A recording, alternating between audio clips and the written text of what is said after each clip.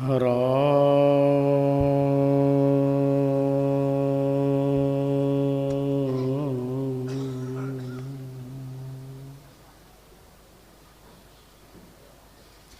राम राम राम। महापुरुषों ने वैष्णवाद उपासनावाद पर अपना अध्यात्म प्रसाद सर्वजन सुखाय सर्वजन हिताय च प्रतिपादित किया है। चातुर्मासीय अभीष्ट ग्रंथ का संकेत है निर्वासी को मुक्ति पद और वासी वसे जो देह। द्वे प्रकार की वासना शुद्ध मलिनता एह।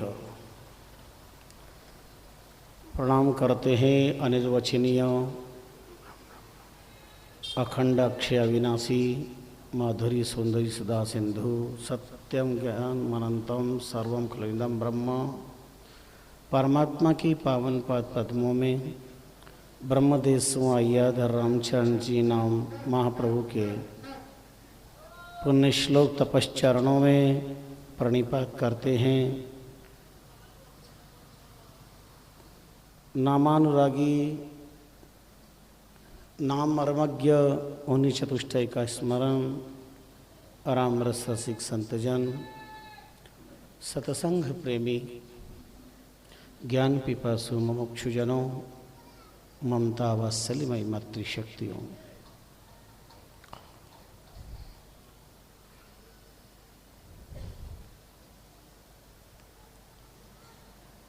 किसी भी शब्द का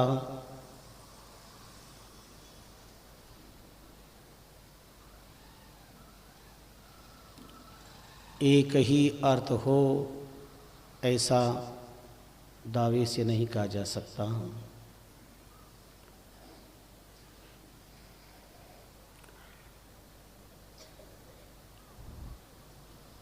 फिर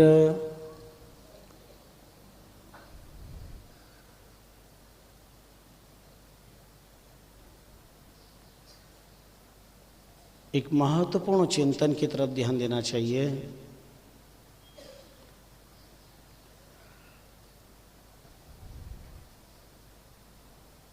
त्याग बहुत बड़ी चीज है, पर त्याग किया नहीं जा सकता क्योंकि त्याग होता ही नहीं है। त्याग एक शब्द है पर इसकी प्रक्रिया जनसाधारण व्यक्ति जैसा समझते हैं वैसा नहीं है। उदाहरण के लिए क्रोध बहुत बुरी चीज है किसी की ताकत की क्रोध का त्याग करे? नहीं कर सकते। लाख प्रयत्न पर भी क्रोध का त्याग नहीं हो सकता।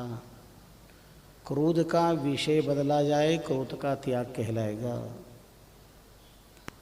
लोभ बहुत बुरी वस्तु है पर लोभ का त्याग नहीं किया जा सकता है। मोह ठीक नहीं है पर मोह का त्याग नहीं किया जा सकता।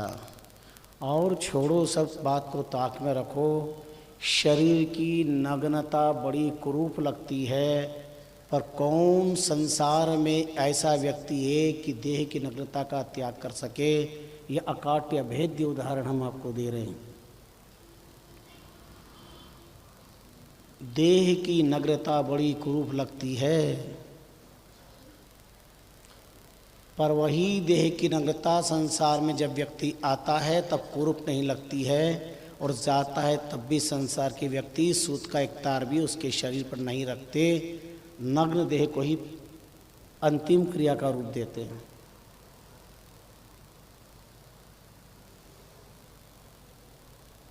तो फिर क्या समझा जाए कि त्याग शब्द डिक्शनरी से हटा दिया जाए? नहीं, क्रोध का त्याग नहीं हो सकता। तुम त्याग के पीछे लठ लेके मत पड़ो। सनातन धर्म कहता है धारिते अनेन इति धर्मः, धारणा धर्मम मिथ्याहु, धारण करो। सुख चाहते हो तो धारण करो। अगर तुमने शांति का परिधान धारण कर लिया तो क्रोध का त्याग नहीं करना पड़ेगा, क्रोध चला जाएगा। किसी वस्तु को छोड़ने के पीछे मत लगो, वस्तु तो छूट भी जाएगी पर वस्तु के छोड़ने का अहंकार नहीं छूट पाएगा तो और ज़्यादा पतन हो जाएगा। बात समझ में आई? हम नहीं छोड़ें छूट जाए। अंधेरा ठीक नहीं लगता, अंधेरे का त्याग कैसे करोगे?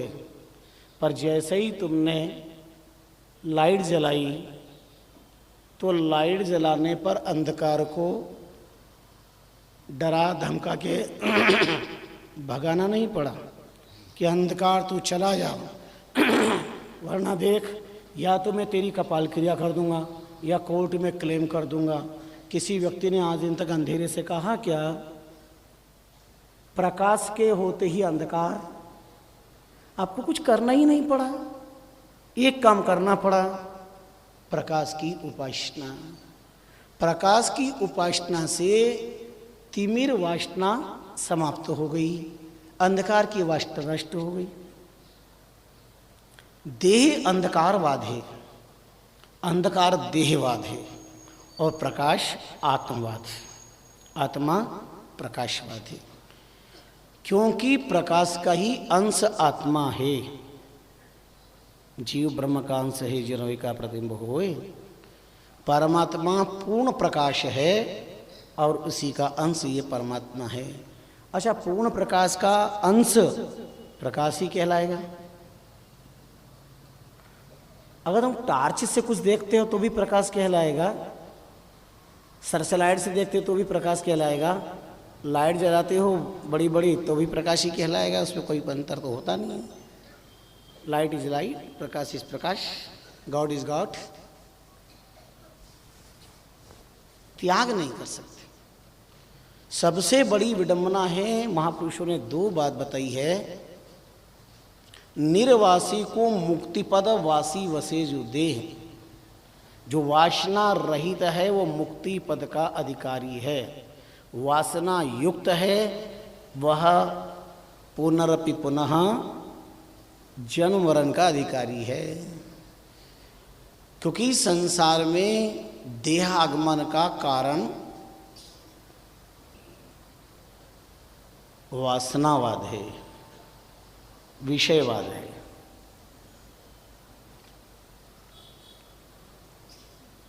अनंत प्रयास के बाद में भी मन को हम वासना मुक्त कर ले बहुत दुर्लभ बात है।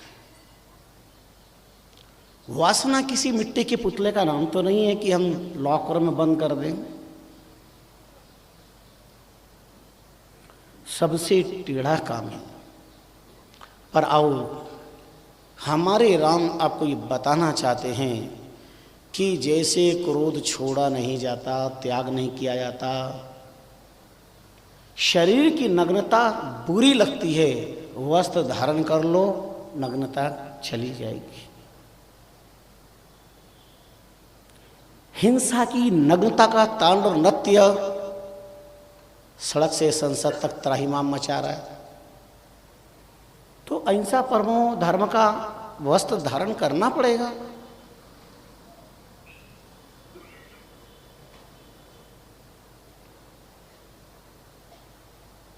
क्योंकि हिंसा नग्नता का रूप है, इसलिए अहिंसा का वस्त्र धारण करना पड़ेगा।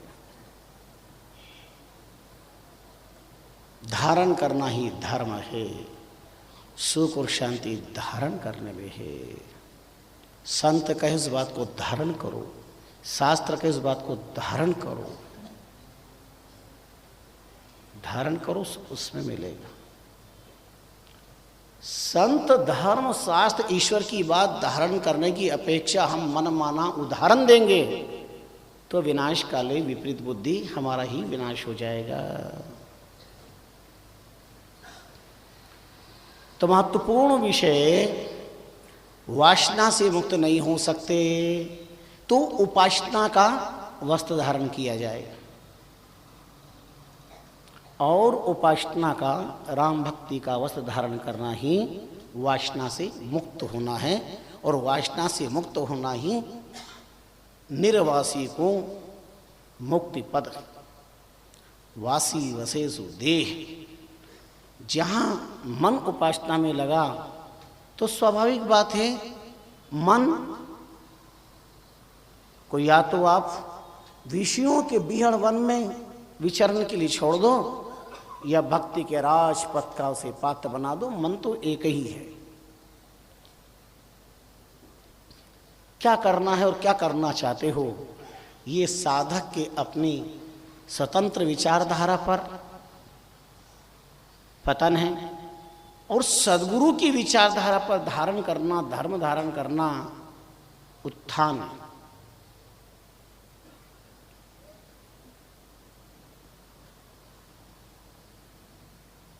राम चरण संसार सुख विषय वासना बीज, और जाका मन की जल गई सोही भय नईज। नई शब्द का प्रयोग दिया है वाणी जी में, ना ईज जीवन मुक्त,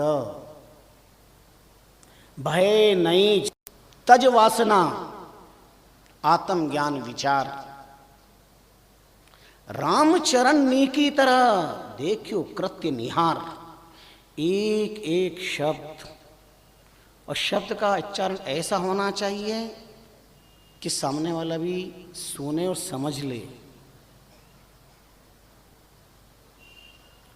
पिया वही जो दुल्हन मन भाए, और कथा भजन वही जो श्रोता मन भाए। ध्यान रखना।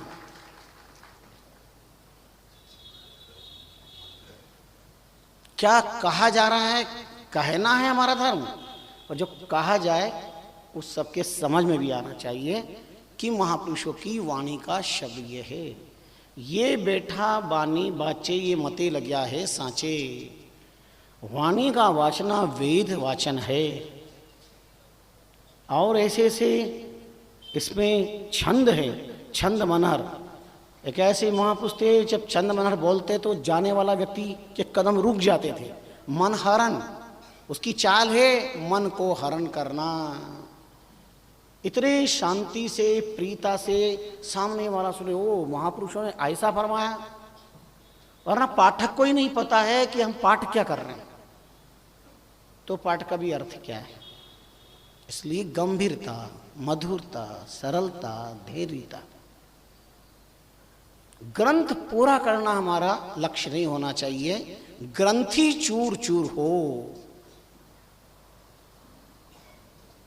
तो राम चरण संसार सुख विषय वासना बीज, और जाका मन की जल गई सोई भय नईज।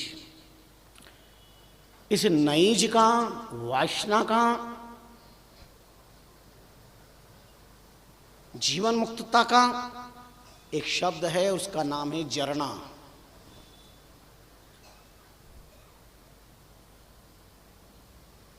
राम चरण जरना बिना और साधु कुहावे नाय। श्री महाराज ने फरमाया, जाके घट जरना नहीं सोही जले जग माय।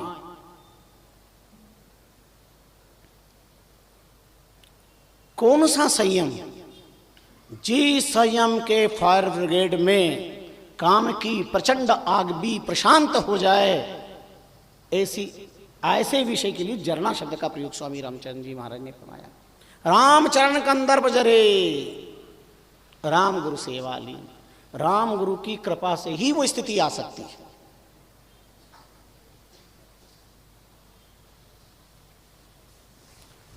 और डंके की चोट महाप्रभु ने अनुभव के बाद में कहा है, दुनिया का कोई साधु को राखी बांधने की बात नहीं की है। साधु का अर्थ वेशधारी मात्र से नहीं है, साधक मात्र से। यह परकार्याणि साधिति स साधु भवति। रामचरण जरना बिना, संयम के बिना,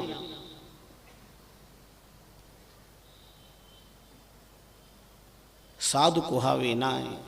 संयम है तो साधु है।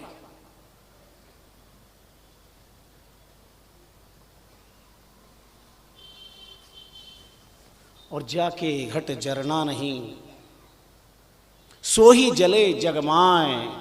वो संसार की काम क्रोध लोभ मोह मद मत्सर की आग में धू धू करके जलता रहेगा, वासना की आग में जलता रहेगा।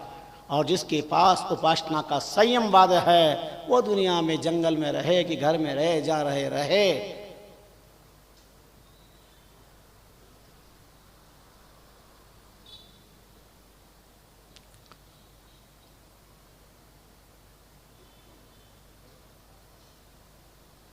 राम जन्म मन की वासना, मिटे भजन करे दिन रात। वितराग महाराज ने फरमाया। और स्वामी जी ने भी एक जगह संकेत किया, केवल राम चरण लव लागी, मन ते विषय वासना भागी। और वासना का अर्थ केवल काम से नहीं है, अनंग से नहीं है, ये भी सुन लो। वासना का अर्थ केवल सांसारिकता से नहीं है, सत्ता की वासना, संपत्ति की वासना, सौंदर्य की वासना, सम्मान की वासना, पदार्थ की वासना,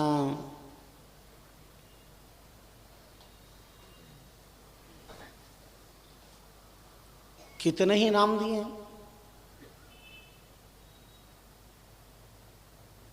राम चरण भज राम को दारुण दुख मिट जाए, दग्ध करे मन वासना, नाना भेद धराए। इस वासना के कारण अनंत शरीर, अनंत रूप और अनंत स्थिति होती है।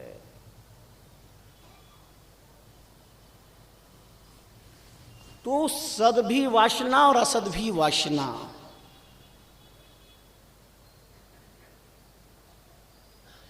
ज्ञान पिपासु मुमुक्षु जनों में आपसे कहना चाहता हूं, कभी वासना को नष्ट करने के पीछे मत पड़ना, भटक जाओगे, भ्रमित हो जाओगे। वासना का त्याग नहीं हो सकता, वासना का विषय बदल दिया जाए। कैसे बदलोगे? निर्वासी को मुक्ति पदवासी वसे जो देह। भोग वासना को भक्ति वासना में परिवर्तित करना है, काम वासना को राम वासना में, दाम वासना चाम वासना को नाम वासना में परिवर्तित करना है। जैसे क्रोध नुकसान देता है तो क्रोध पे क्रोध करो, क्रोध नहीं छोड़ सकते।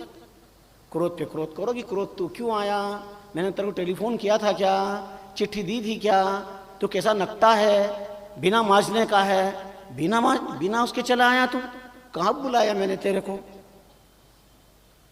कभी कहते हो क्या क्रोध आया? जब क्रोध को, क्रोध पे क्रोध करो, क्रोध तो क्यों आया, किसने बुलाया? बुलाया प्रेम को था और आया क्रोध।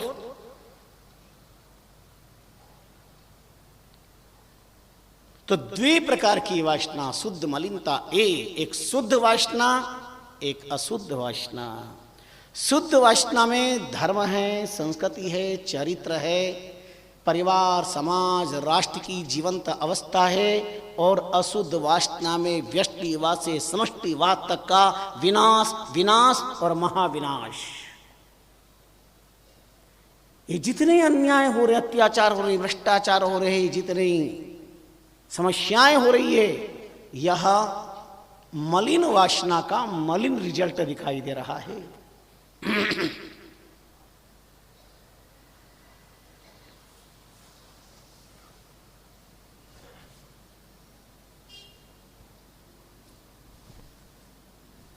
शुद्ध वासना रखो।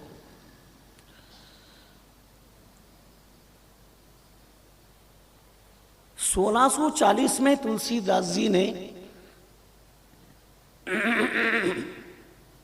दोहावली की रचना की और विक्रम संवत 1641 में एक वाल्मीकि रामायण की प्रतिलिपि पुनः वर्णित करी और विक्रम संवत 1642 में अपने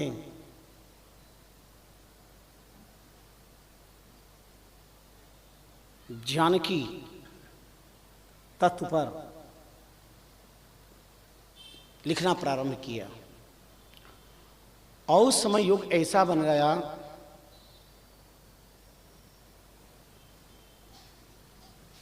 मीन राशि और शनिश्चर का संयोग बन गया, तो परिणाम काशी में बड़ी विराट महामारी फैल गई।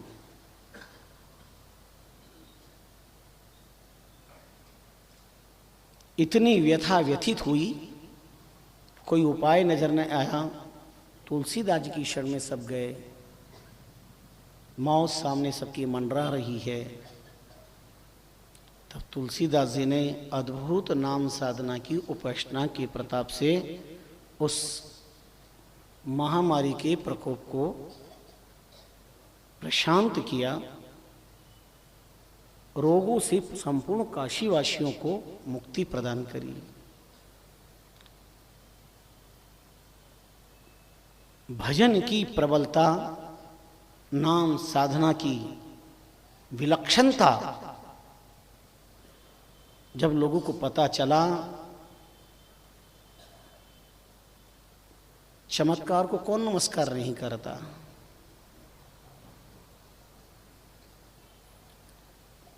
एक वनखंडी जी महात्मा थे, बड़े अच्छे।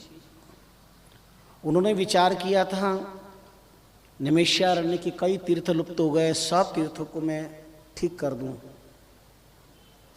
सब तीर्थ बना दूं। पैसा नहीं था, संकल्प में सद्वासना थी।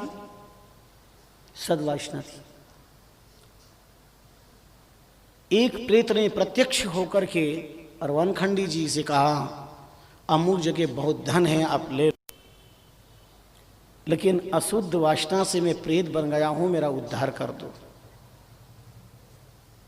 वनखंडी जी ने उस प्रेतात्मा से कहा, प्रेत से, 4 धाम का मुझे दर्शन करा दो और तुलसीदास जी के दर्शन करा दो। अगर तुमने तुलसीदास जी के दर्शन मुझे कराए और तुमने कर लिए तो तुम्हारा उद्धार हो जाएगा। विलक्षण संयोग बना, 4 धाम के उस प्रेत ने दर्शन करवाए और तुलसीदास जी के कुटिया पे भी पहुंचा दिया। और वो प्रेत आकाश में मंडरा रहा है।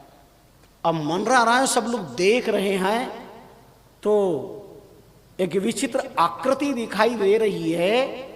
आकाश में अधर एक इंसान दिखाई दे रहा है। बड़ा कोलाहल हुआ, भीड़ इकट्ठी हो गई। तो तुलसीदास जी कुटिया से बाहर निकले, जो ही यूं देखा और तुलसीदास जी की दृष्टि पड़ी और प्रेतात्मा ने प्रणाम किया और उसका उद्धार हो गया। विमान में बैठ करके वह भगवत धाम का अधिकारी हुआ।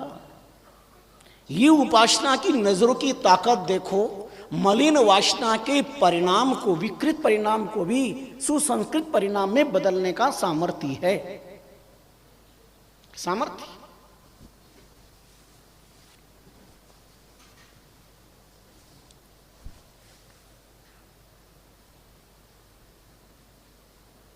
भजन सु वासना जल जाए, दूजी नहीं और उपाय। तो वासना का अर्थ केवल काम वासना से नहीं है। वासना का अर्थ है कि हमारे चित्त, मन, बुद्धि के अंदर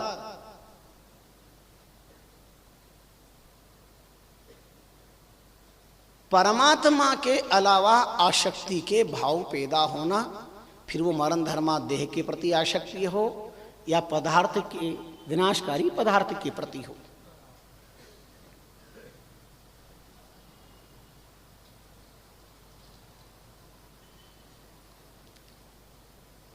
सरल सौम्य एक परिवार, ब्राह्मण परिवार में व्यक्ति था।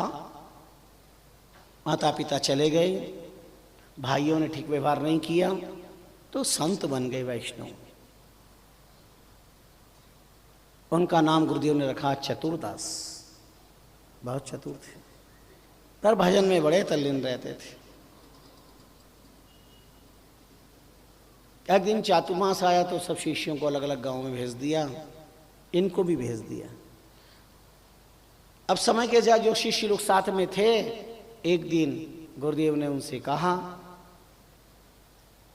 कि अब ये शरीर अनासक्त होना चाहता है, अब ये जीवन को विश्राम देने का वक्त आ गया है। शिष्य बड़े चकित होकर के दुखी मन से कहने लगे, गुरुदेव ये क्या? बोले हाँ अब मैं जाना चाहता हूँ, लेकिन तुम घबराओ मत, मैं जाना चाहता हूँ, लेकिन जब मैं शरीर त्याग करूँगा तो आकाश में बाजे बजेंगे, गेबी बाजे। गेबी बाजे का अर्थ होता है गुप्त बाजे, जिसको सुनने की ताकत सब में नहीं होती है, जो बैंड दिखाई नहीं देते, आवाज़ सुनाई देती है। अब योग संयोग था, संसार में जो भी आया है जाएगा। 10 डावड़ो 20 बावरो 30 तीखो 40 फीको 50 पाको 60 थाको 70 में सड़ियो 80 में अड़ियो 90 में नलियो और 100 में बलियो ही बलियो। जाना तो पड़ेगा सब, जो भी आया।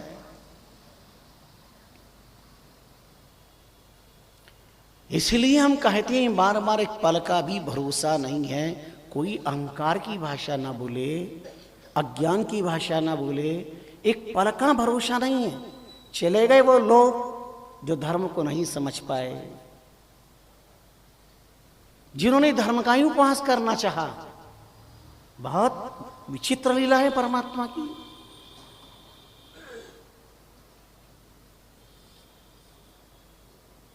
अद्भुत लीला है।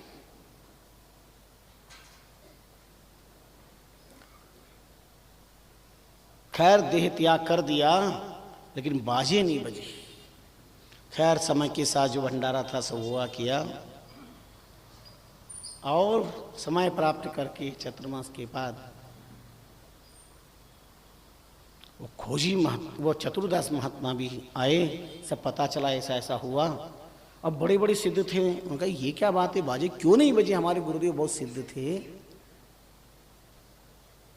बात क्या है? एक बड़े अनुभवी महात्मा थे, उनसे पूछा क्या बात है। उन्होंने सब सुना और कहा कि आपके गुरुदेव ने देह कहाँ पे त्यागा, ले जाके बता दिया यहाँ। तो उन्होंने पद्मासन लगा करके अपना देह त्याग कर दिया था। महात्मा वहाँ लेटे और बैठे, और नजर पड़ी सामने तो एक बोर का वृक्ष था, उसमें एक लाल पका बोर दिखाई दे रहा था। उन्होंने कहा बताएं आपके गुरु महाराज कहाँ? बोले हाँ। बोले वो बोर तोड़ के लाओ। बोर तोड़ के लेके आए। उस पके हुए बोर में हल्का सा छेद था। बोले आपके गुरु महाराज इसमें है। बोले वो तो मुक्त होने की बात थी कि मैं मुक्त हो जाऊंगा और गेबी बाजे बजेंगे। बोले हाँ पर है इसमें। अब उन्होंने धीरे से बोर को यूं किया और हवा लगी, और हवा लगते ही उसके अंदर जो कीट था, कीड़ा था, तत्क्षण उसके प्राण निकल गए, और प्राणांत होते ही गेबी बाजे बजे आकाश के अंदर। और सब ने बोलिए सदगुरु महाराज की, सदगुरुदेव का जय जयकार किया। लेकिन शिष्य हैरान थे, सब हैरान थे। तो अब गुरुदेव की आवाज आई, शिष्यों परेशान मत हो। जब मैं पद्मासन लगाकर देह त्याग कर रहा था तो मानस आराधना कर रहा था, और मानस आराधना करने में मैं भगवान को भोग लगाना चाहता था। तो भगवान को भोग क्या लगाऊं ये सोच रहा था। मानस आराधना में मेरी दृष्टि अचानक बोर पे पड़ी, पर इसी बीच काल का आक्रमण हो गया, मैं भोग नहीं लगा पाया। पर बोर को मैंने देख लिया और मेरा देह त्याग हुआ, तो मेरा मन वहां चला गया उस बोर में, इसलिए मुझे बोर में आना पड़ा। यह है वासना का वो प्रभाव जिससे संसार में शरीर प्राप्त होते हैं। इसलिए अंत सुधारने की बात करते हैं। Life is hard but death of very hard, top hard. सबसे बढ़िया आर्ट है। जिंदगी तो नहीं सुधार पाए, मृत्यु तो सुधार लो, मृत्यु सुधार लो।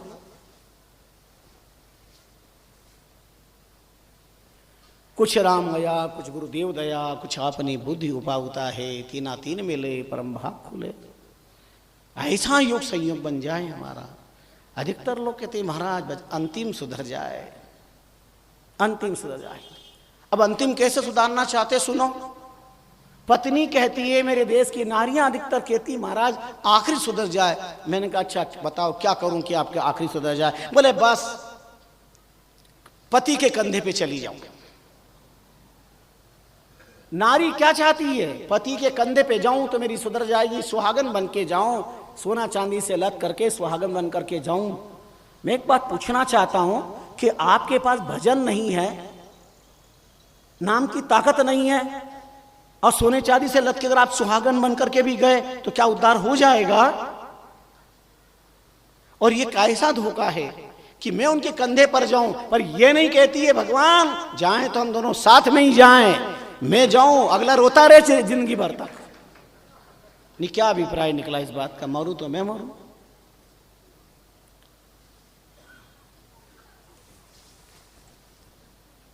पुरुष तो कभी नहीं कहता कि मैं पहले मरूं, पर नारी की वासना इस बात में है, जिए बिना देह न दिव्य न वारी, ऐसे नाथ पुरुष बिन नारी।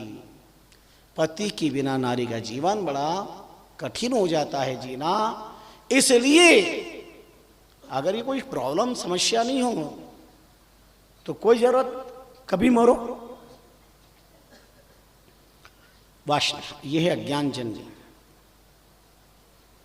फिर मरते मरते क्या कहती है आपको पता ही है, संसार में सुनते हो आप, और कोई भावना नहीं होती, एक ही भावना होती। एक बालक था, भगवान महात्मा के पास आया जाता था, महात्मा बड़ी कृपा करते हैं, उसे नाम दीक्षा दी, संस्कार दिए, ज्ञान दिए, रोज आता है। सदियों के बाद 1-2 साल आया, उसके बाद आना छूट गया, तो 2-4 साल नहीं आ पाया। एक दिन अचानक महात्मा कहीं पधार रहे थे, वो बालक मिल गया, बड़ा हो गया, झट प्रणाम किया, सामने आई गए गुरु महाराज, कहो क्या बात है, क्या हालचाल है? अब बस गुरुदेव आपकी कृपा है। बेटा तुम बहुत वर्षों में आए इतने दिन। अरे महाराज आपको पता नहीं क्या, आजकल मैं चतुर्भुज बन गया हूँ। महात्मा ने कहा चतुर्भुज का मतलब? अब महात्मा बोले महाराज 4 भुजा, 2 मेरी पत्नी की, यानी मेरी शादी हो गई है, मैं चतुर्भुज बन गया। महात्मा मुस्कुराए और कहने लगे भैया अब तू चतुर्भुज बना है कि चतुष्पद बना है, ये तो मुझे पता नहीं चल रहा अभी हाल। चतुष्पद मतलब 4 पैर वाला। अब 4 पैर वाला कौन होता है? अब 2 पैर पति के, 2 पैर पत्नी के, कितने हो गए? व्यक्ति चतुर्भुज बनना चाहता है पर चतुष्पद जैसा काम करेगा। भजन नहीं है तो चतुष्पद। बोले महाराज शादी हो गई है। महाराज इतना प्यार है, मेरे बिना वो पानी भी नहीं पीती, मैं क्या समझूं? अब बाबा जी आपको क्या पता चलेगा? महात्मा ने कहा हमें पता भी नहीं है, करना है क्या करना पता चल के भी, पर बहुत अच्छी बात है। और अच्छी क्या बात है महाराज, मेरे पास रोटी तो दूर है, पानी भी गले नहीं उतरता है। बोले अच्छा? बोले हाँ, बहुत प्रेम करती महाराज। महात्मा ने पूछा तुम्हारा प्रेम सच्चा है कि झूठा? महाराज आप बाबा जी लोग नहीं जानोगे, हम रहते ग्रस्त में हमको पता है कि जीना मुश्किल है हमारे बिना। तो बोले ये तुम्हारे पास क्या प्रमाण है कि सच्चा प्रेम है, सच्चा स्नेह है? अगर मैं तुमको इसकी परीक्षा करने का कोई उपाय बता दूं तो फिर? उन्होंने कहा महाराज अगर प्रेम गलत निकला तो फिर सीधी सी बात है, मैं सदा सदा आपका हो जाऊंगा, आपके चरणों में आ जाऊंगा। और अगर बात पक्की निकली कि वो प्यार प्रेम सच है तो मैं कभी आपके पास नहीं आऊँगा। महात्मा ने क्या अच्छा। और महात्मा ने 2-4 दिन में उन्हें योग प्रक्रिया सिखाई, आसन लगाना, प्राणायाम करना, और उसके बाद में योग प्रक्रिया सिखाते सिखाते प्राण को ब्रह्मांड में अवस्थित कर लेना। लंबी समाधि, आँख खुली है, कान खुले, सब है, लेकिन श्वास को रोक लेना। मजबूत हो गया 1-2 महीने में। कहा अब तुम परीक्षा लेके देख लो। एक दिन वह पत्नी से कहने लगा देवी तुम बड़ी पाक शास्त्री हो, आज तो हम तुम्हारे हाथ से खीर-पूड़ी खाना चाहते हैं। पत्नी का क्या खीर-पूड़ी खाना चाहते हैं? खीर-पूड़ी खाना चाहते हैं, कोई ज़रूरत नहीं है, मैं खीर-पूड़ी नहीं, जो बना हुआ पालो, आज मैं दही और मक्की की रोटी बनाऊंगी और कुछ नहीं बनाने वाली हूँ। तेरी मर्जी पड़े जो बना दे, पर प्यार से तो बना, क्रोध से क्यों बना। वो भोजन बनाने लगी और धीरे धीरे पति अपना योगासन प्रारंभ किया। इधर भोजन बन के तैयार हुआ, इधर पति ने अपनी योग प्रक्रिया के द्वारा श्वास को यहाँ ले जाकर रोक लिया। समाधि स्तूप है, आँख से सब दिखाई दे रहा है। भोजन बना करके झट आई, आवाज़ लगी, अंदर से नहीं सुना, बाहर आई और आवाज़ लगी तो देखो आँख खुली की खुली है, न हिल रहे हैं न डुल रहे, नहीं हिलाया किया सब कुछ। उनका ओ हो गए ये तो।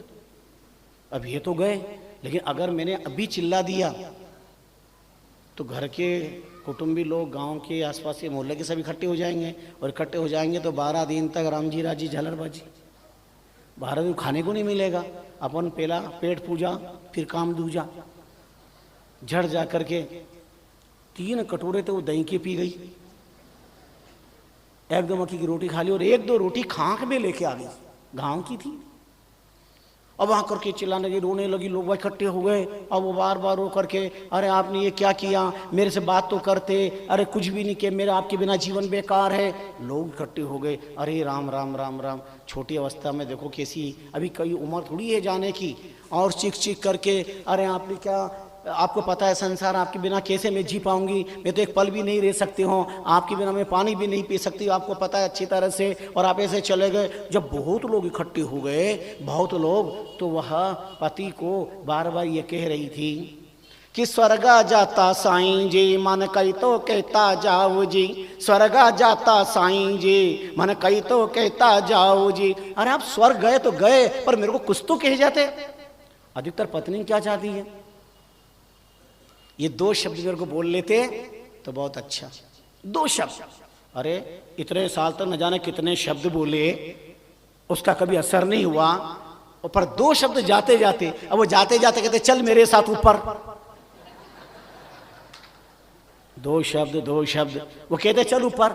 जाते क्या, तुकाराम जी ने कहा, सारे गांव वालों से कहा, तुकाराम जी के लिए विमान आया, उनका चलो हमारे साथ चलना चाहते हो। गांव वालों ने कहा महाराज आप ही जाओ, हमारे बहुत काम है। मोहल्ले वालों से कहा, अरे पत्नी से कहा, तूने 7 फेरे खाए, मेरे साथ चल रही है क्या? बोले फुर्सत नहीं है, आप ही जाओ ऊपर, मैं आराम से खाऊंगी पीऊंगी, मस्त रहूंगी, मेरे क्या तकलीफ है। और इस देश के महान राम नाम के दीवाने अद्भुत बंदे विमान में बैठ करके और सबसे राम राम कह करके, हम तो जाता आमचा गांव, सबको राम राम राम, हम तो जाता आमचा गांव, मैं अपने गांव जा रहा हूं, मैं अपने गांव जा रहा हूं, अपने गांव निज धाम, और सबको राम राम। और सचमुच तुकाराम जी चले गए, पत्नी देखती रह गए, बच्चे देखते रह गए, गांव के लोग देखते रह गए।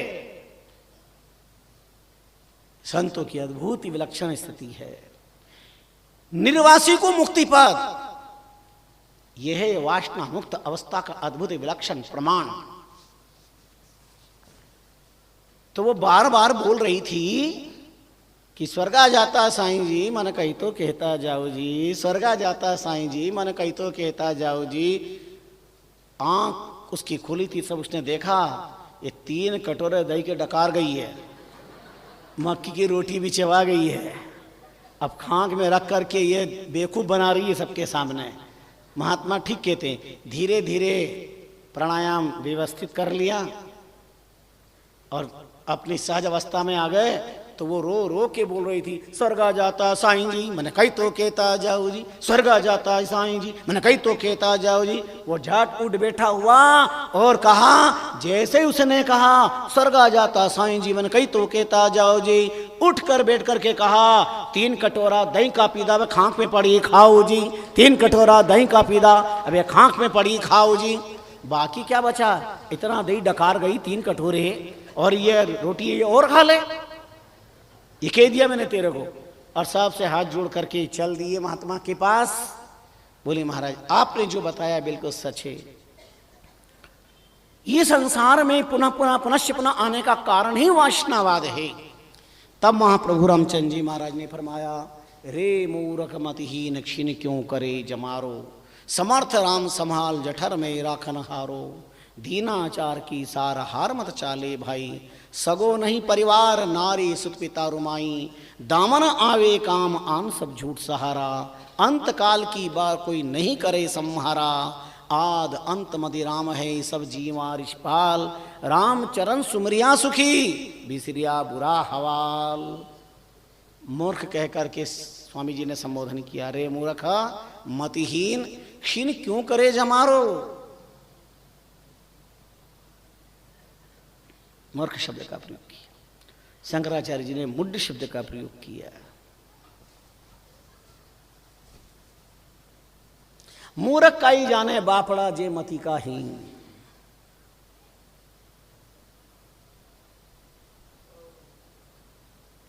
व्यक्ति तो इधर उधर संशोधन करके प्राप्त ज्ञान को ही अपनों को चतुर्वेदी मान लेता है, अनुभवी मान लेता है, पर अनुभवियों के श्री चरणों में आएगा तब पता चलेगा कि क्या होता है। थोड़ा सा ज्ञान मिला, उपदेश की भाषा सीख ली,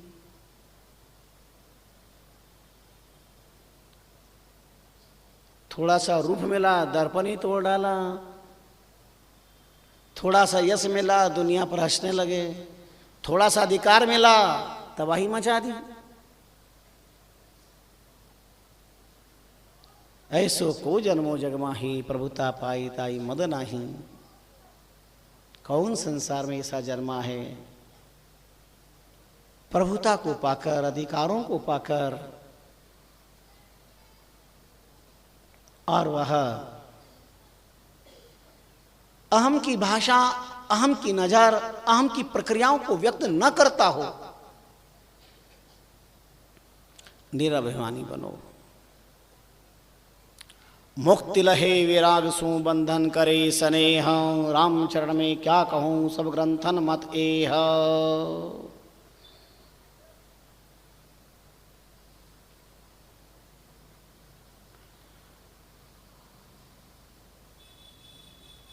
ध्रुव को अचल स्थान मिला, मुक्ति पद मिला, क्योंकि भजन के प्रताप से ध्रुव जी ने वासना से अपने को पूर्ण अनासक्त बना लिया था। राम नाम ध्रुव ध्यान लगायो, बसी वैकुंठ बहुर नहीं आयो। भजत राम छूटिया सब कर्मा, चंद सूर्य देवे परिक्रमा। भजन का प्रताप। जीवन में भजन न होने के कारण कई कई विकृतियां पैदा होती है, और जो भजन प्रधान है वो तो गंभीर शांत, बहुत दूर तक सोच करके अपने जीवन पथ के पथिक बनते हैं, अध्यात्म साधना पथ के पथिक बनते हैं।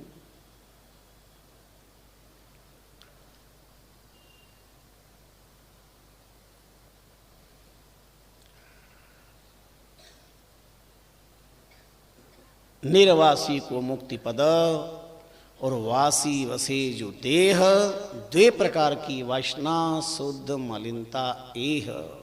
शुद्ध वासना परमात्मा तक ले जाएगी, और अशुद्ध वासना बार बार जननी के जठर में विवश हो करके मजबूर कर देगी जाने के लिए।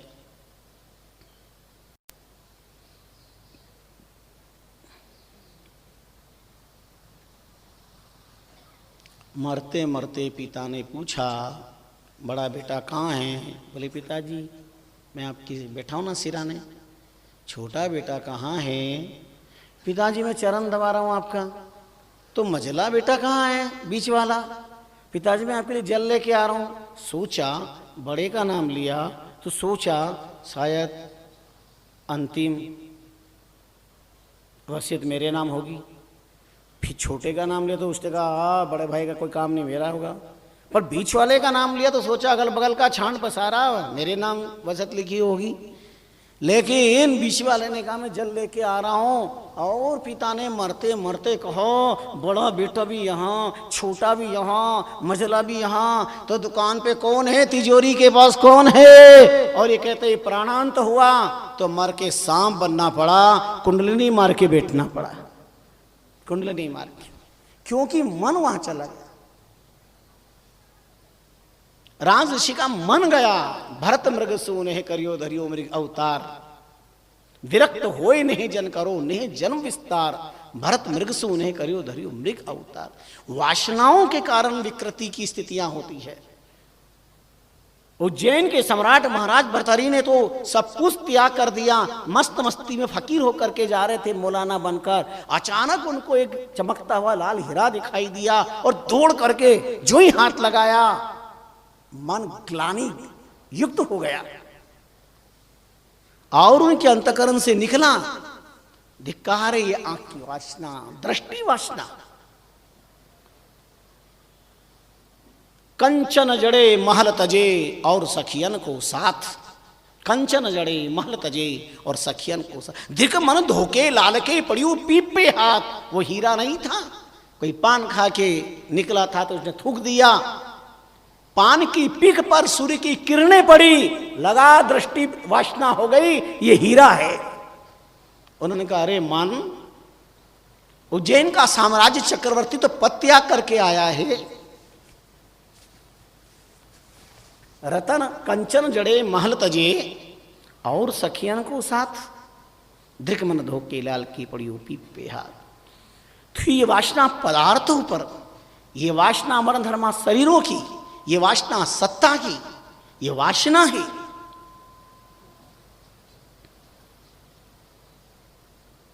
इस वासना का त्याग नहीं कर सकते। इस वासना में प्रभु मिलने की वासना को जन्म दे दो, भगवान से मिलने की वासना हो, धर्म पर चलने की वासना हो, निर्विकार होने की वासना हो, भजन करने की वासना हो। बहुत अच्छी बात है, लोग देख करके आज बिगड़ रहे हैं, बहुत अच्छी बात, धन्यवाद, वेरी वेरी थैंक्स। सिनेमा देख करके लोग बिगड़ रहे हैं, ऐसी ड्रेस हमें चाहिए, अमुक अमुक चीज़ हमें चाहिए। सिनेमा में डिस्को देखते तो हम भी ऐसे डिस्को करें, हमारी औलादे भी करे, ऐसे नाचे, बहुत अच्छी बात।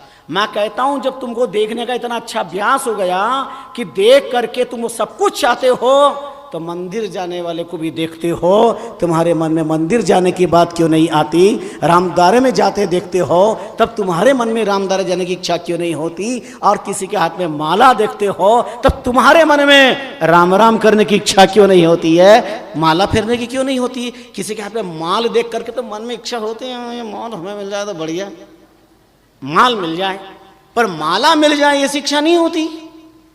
तो जो वासना माल में है, उस माल की वासना को माला की वासना में प्रत्यय कर दो, तो राम राम करके ये लोग भी सुधरेगा, परलोक भी सुधरेगा।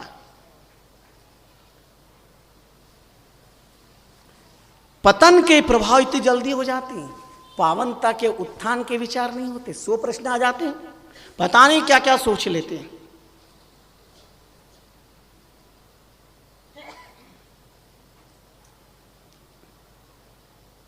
खूब उन्नति हुई है विज्ञान के युग में, इंसान एक जगह बैठ करके सारे ब्रह्मांड को देख रहा है। ये सामर्थ्य तो केवल महापुरुषों में था। पहले भजन के प्रताप से करामरकवत ब्रह्मांड दर्शन करने का सामर्थ्य हमारे अतीत के ऋषि महर्षियों में था।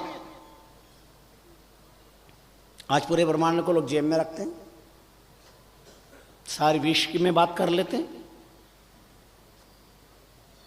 विज्ञान ने यहां तक पहुंचा दिया, पर विज्ञान की सारी प्रगति के बाद में भी केवल देह सुख, देहवाद ही है। आत्मवाद का आनंद तो अभी बहुत को सो दूर है। वह इन नाम लिहारी महापुरुषों के जीवन दर्शन में प्रवेश करने पर ही प्राप्त होगा, बाकी संभव नहीं।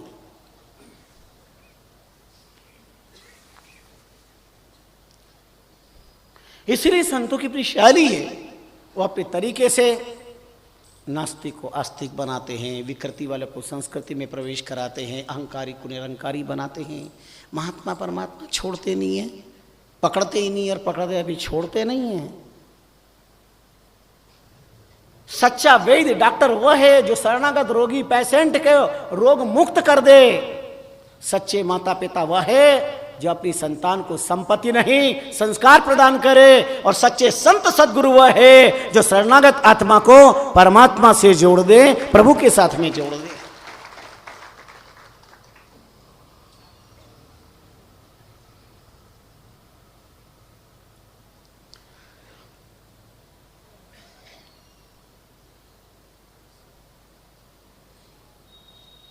अगर हमने अपने जीवन में सचमुच, देखो जो सोया हुआ है तो उसे उठाया जा सकता है, पर चादर ओढ़ करके सोने का ड्रामा कर रहा है, उसको तो ब्रह्मा जी के ग्रैंडफादर भी धरती पर आ जाए नहीं उठा सकते।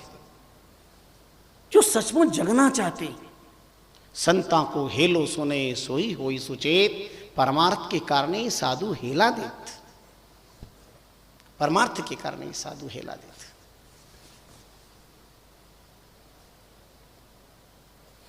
हम अपनी बुद्धि में संत शास्त्र ईश्वर की बात को अनुकूलता पूर्वक स्वीकार करें।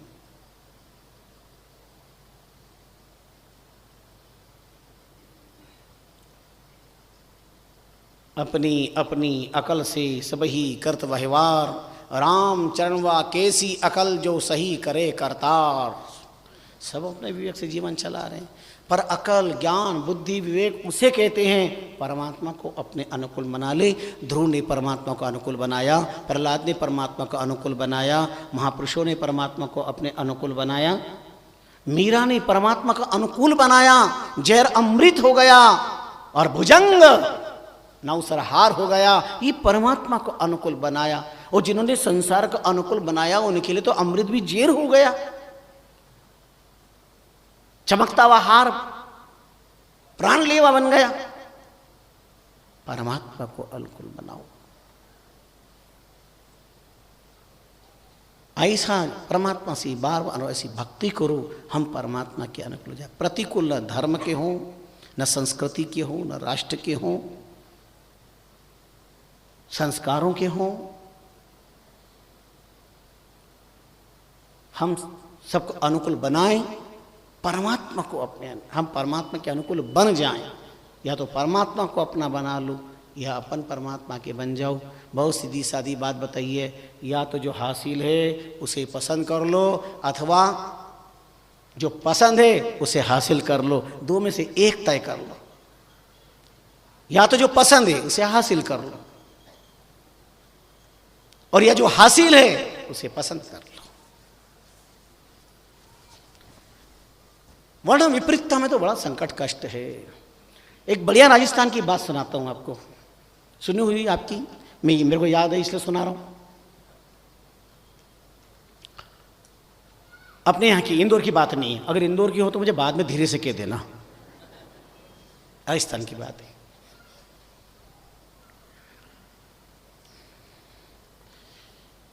एक किसान परिवार था, पति पत्नी बच्चे सब आनंद से रहते थे, पर पति बड़े सरल स्वभाव वाले, शुद्ध विचार वाले, भक्ति भावना वाले, बड़े सरल हृदय थे, ज़्यादा गहराई में भी नहीं जाते। पर पत्नी बड़ी चतुर-चूड़ामणि थी। ये बड़ा संसार में विचित्रता है। पति अगर धार्मिक है तो पत्नी बिल्कुल उसकी प्रतिकूल मिलती है, और पत्नी अगर धार्मिक है तो पति बिल्कुल रावण जैसा मिलेगा। हाँ, ये संसार में भाग्यशाली वो लोग, नर नारी का एक पता वैकुंठ में वास सता, जो पति और पत्नी दोनों धर्म के पथ पर चलते हैं। भाग्यशाली, कई जन्मों का उनका प्रबल पुण्य है। बहुत सारे पति पत्नी साथ आते हैं। मैं परमात्मा रामचंद्र जी महाराज से प्रार्थना करता हूँ कभी उनकी जिंदगी पे नजर न लगे, पर वो हमेशा धर्म में साथ साथ रहे और हमेशा भक्ति साथ साथ करे। नर नारी का एक मता वैकुंठ में वास सता। पत्नी अगर भक्ति पति भोगवादी है, पति भोगवादी भक्तिवादी है, तो पत्नी भोगवादी नहीं हो जाएगी। पता नहीं क्या अनुकूलता प्रतिकूलता का जीवन विचित्र रहता है। पत्नी बड़ी विचित्र थी। पत्नी कहती पूरब, तो पति को कहना पड़ता था हाँ पूरब, बोले पश्चिम तो बोले पश्चिम। वो सीधा काम करती नहीं, सब उल्टा ही काम करती, जो काम करती वो उल्टा ही करती थी। पति बड़े परेशान हो गए, क्या करें, हर काम में उल्टा काम, कुछ भी कहो। एक दिन महात्मा की शरण ली। महात्मा ने उनके कान में मंत्र पढ़ दिया, राहत मिली। उन किसान के यहाँ पर 2 बेल थे। एक बेल का पूंछड़ा कटा हुआ था, एक का सिंगड़ा टूटा हुआ था। तो एक तो था खांडिया और एक था बांडिया। बांडी की पूंछ कटी हुई छोटी सी पूंछ थी, और खांडे का सिंग खांटे वाले। पति रोज विचार करते जो भी काम होता उल्टे ही करती। पर आज महात्मा की कृपा हो गई, भरपूर प्रसाद आ रही है, सावन भादों के महीने हैं, नदी फूल जा रही है। तो पति ने कहा आज अपन खेत पे नहीं चलेंगे। अरे नहीं, कैसे चलेंगे, आज जरूर खेत पर चलेंगे। अच्छा ठीक है, चलेंगे तो अपन खांडिया बांडिया को नहीं ले चलेंगे। अरे नहीं, क्यों ले चलेंगे, तुम्हारे तो बुद्धि ही नहीं है, ऐसे कैसे हो सकता है, ले चलेंगे खांडिया बांडिया को, क्यों नहीं ले चलेंगे, जरूर लेकर के चलेंगे। अच्छा बहुत बढ़िया बात है, ले चलो।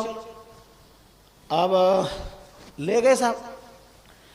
तो अब नदी के किनारे, उस किनारे पर खेत, तो हमेशा तो रास्ता मिल जाता था। आज नदी दावापुर हो रही है, फूल जा रही है नदी।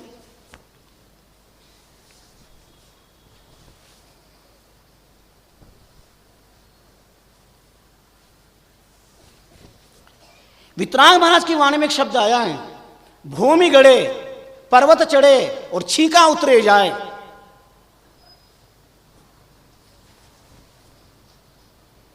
वासनावाद पर। अब छींका उतर जाएगा मतलब क्या है, छींक करके उतर जाओ पार। छींका का मतलब है नदी का भरपूर होना। चाहे व्यक्ति भूमि में गड़ जाए, पर्वत पे चढ़ जाए, फूल नदी को पार कर ले, पर भजन बिना राम जन्म, भजन के बिना मुक्ति को नहीं पा सकता।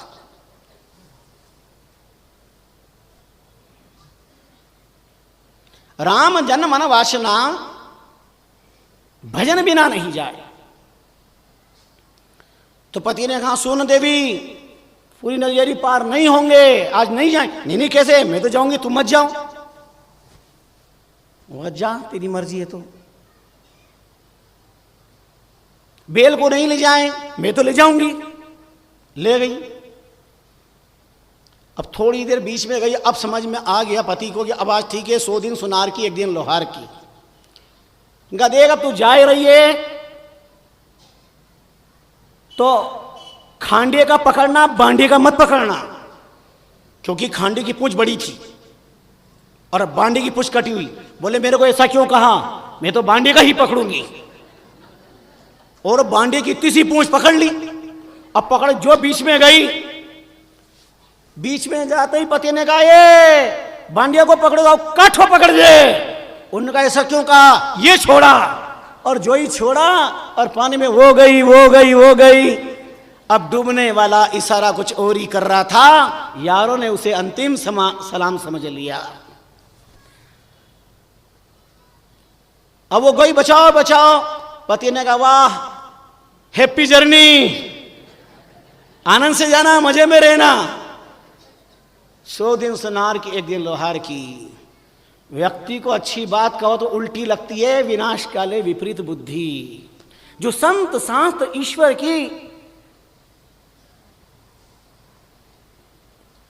इन धार्मिक चिंतन की बातों पर चिंतन नहीं कर पाते, तो वो दशा होती है जो उस नारी की दशा वहां पर हुई है। ये किसी मिट्टी की पुतले का नाम नहीं है, ये बुद्धि का नाम है। इसलिए महापुरुषों ने निर्वासी को मुक्ति पदवासी वसे जो देह, उभय प्रकार की वासना शुद्ध मलिनता ए। वासना के आधार क्या क्या हैं, समय ने संकेत किया, हम आने वाले दिवस में श्रवण करवाएंगे। आप सबके प्रति मंगल कामना करते हैं। भगवान का भजन ज़्यादा से ज़्यादा करिए, प्रभु भजन करिए, नाम स्मरण करिए। जो लोग सुबह नहीं आ सकते, शाम को आरती में बहुत लोग आते, 6:30 बजे 6:35 पे आरती होती, ठीक 6:30। उसके पहले 6:15 बजे रामधुनी शुरू हो जाती है। वैसे तो प्रत्येक चातुर्मास में सुबह 5 से 6 रामधुनी होती है।